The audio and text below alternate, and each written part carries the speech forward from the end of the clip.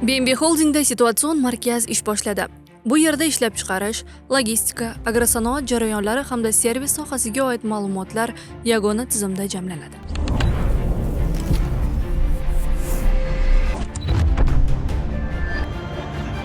Biznesda eng katta xavflardan biri kechikkan qaror hisoblanadi. Agar ma'lumot bir necha kundan keyin yetib kelsa, u allaqachon o'z ahamiyatini yo'qotgan bo'ladi. Situatsion markaz orqali xolding tarkibidagi korxonalarning ishlab chiqarish jarayonlari, logistika tizimi va mahsulotlarni yetkazib berish bosqichlari doimiy monitoring qilib boriladi. Shuningdek, qishloq xo'jaligi yo'nalishidagi dala maydonlaridagi agrotexnik holat, hosil holati va resurslar sarfi haqidagi ma'lumotlar ham real vaqt rejimida kuzatiladi. Bu esa yuzaga kelgan vaziyatga kechikmasdan chora ko'rish imkonini beradi.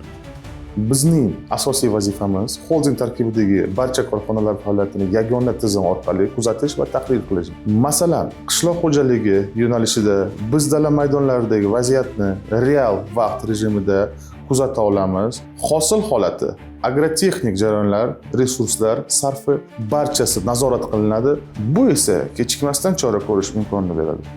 Markaz faoliyatida xorika tizimidagi restoran va servis nuqtalaridagi xizmat ko'rsatish sifati, mijozlar oqimi va aylanma ko'rsatkichlari ham doimiy nazorat qilinadi. Bu ma'lumotlar asosida marketing strategiyasi, narx siyosati va logistika rejalari tezkor ravishda qayta ko'rib chiqilishi mumkin.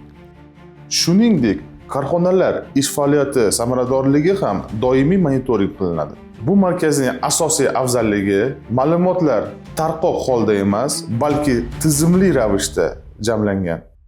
Qisqacha qilib aytganda, situatsion markaz bu ma'lumotlarni shunchaki yig'ish emas, balki ularni tahlil qilish va strategik qarorlarga aylantirish imkonini beruvchi boshqaruv instrumenti hisoblanadi. Eng muhimi, tahlil faqat hisobot uchun emas, balki tezkor harakat qilish uchun amalga oshiriladi.